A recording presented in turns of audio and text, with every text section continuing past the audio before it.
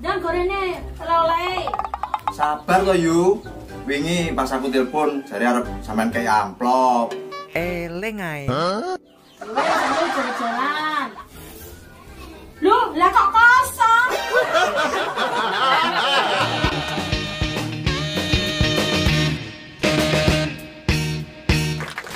Assalamualaikum warahmatullahi wabarakatuh. Disiarkan langsung dari studio potong rambut Bravo 5 yang ada di Kedung Galar Ngawi ya. Ini malam-malam ini nggak tahu ini kosong otaknya sih setelah selesai kerja ya, rutinan itu ya. Nggak tahu apa yang mau disampaikan ini, tapi ya nggak apa-apa lah. Kuantitas, quantity gitu ya. Kejar terus cari duit, kumpulkan dikit-dikit gitu ya. Oke. Selamat malam buat orang-orang yang sukanya salah paham karena gengsi dan sok mengerti gitu ya. Ya. Dan berbicara soal kehidupan, memang kehidupan di desa dan di kota itu berbeda ya. Apalagi soal penggunaan bahasa. Pernah suatu hari itu desa saya itu kedatangan tamu dari kota, wanita, muda, sendirian, tapi terdampar gitu ya.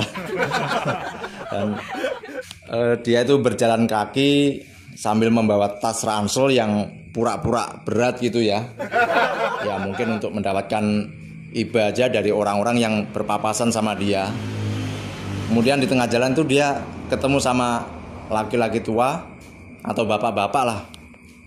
Bapak-bapak, dan bapak itu bertanya, "Mbak, ajeng teng pundi?" gitu. "Maaf Pak, nama saya bukan Ajeng." Coba lihat, ini zaman digitalisasi loh. Memang sih sekarang agak susah ya cari referensi buku-buku bahasa daerah gitu. Tapi masa iya sih nggak pernah googling gitulah. Kemudian orang itu atau wanita itu jalan lagi menyusuri jalan gitu, dan ketemu sama rombongan ibu-ibu yang lagi duduk di teras gitu ya, tapi duduknya di tangga gitu ya, berjejer ke belakang gitu ya. Jadi yang paling depan itu yang bawah itu ya, tahu nggak apa yang dilakukan? Petantumo itu mencari kutu satu-satu, yang belakang ambil depannya gitu, sambil dibiayai gitu ya rambutnya. Ambil satu, dapat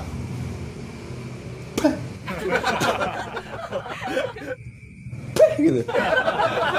Itu namanya cari kutu alias petantumo kalau di desa saya ya. Kemudian ibu-ibu itu menyapa, "Mbak, monggo pinara." Ini gue lagi bingung cari jalan, malah ditawarin minum arak. Gimana coba? Gemesin nggak sih? Ya, dari situ akhirnya saya punya inisiatif ya. Akan saya datangkan rombongan tour guide. Kenapa? Karena di situ terlihat jelas adanya kesenjangan bahasa yang sama-sama memegang keegoisan ideologi. Akhirnya saya muncul inisiatif tadi, akan saya datangkan rombongan tour guide yang punya kualitas yang mumpuni dan terbuat dari bahan-bahan yang awet gitu, dengan harga yang efisien, biar murah gitu ya. Dan kembali ke soal kehidupan ya, memang kehidupan di desa itu enak, tenang, nyaman kalau nggak ada orang hajatan. Dan kehidupan saya memang di desa. Tapi walaupun saya ini orang desa, tapi saya ini termasuk anak muda yang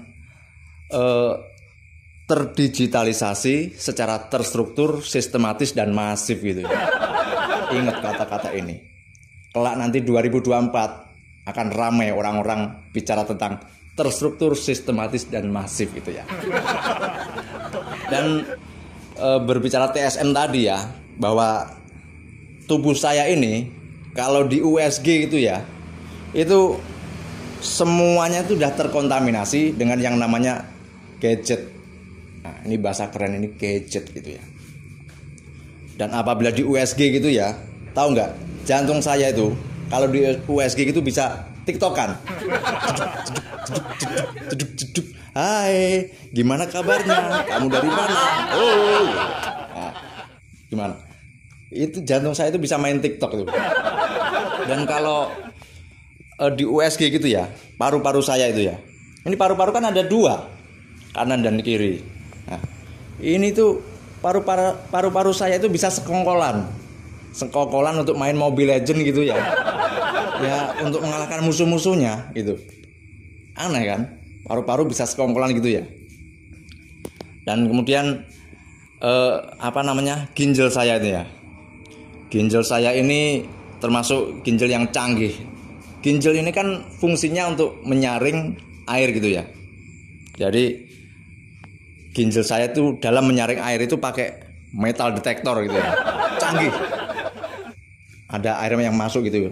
Hup. Periksa dulu. Wah, ini sepertinya air pegunungan ini ya. Wah, bersih sekali. Silakan masuk gitu. Kemudian datang lagi ya di sana. Masuk. Stop. Nah, gitu. Wah, ini sepertinya air laut ini. Asin sekali. Bukan, saya air mata. Maklum banyak hajatan gitu. Ya banyak hajatan, maklum lah. Kembali ke itu tadi, uangnya buat sumbangan lah. Tapi nggak gagal. Nah, itu ginjal saya itu canggih.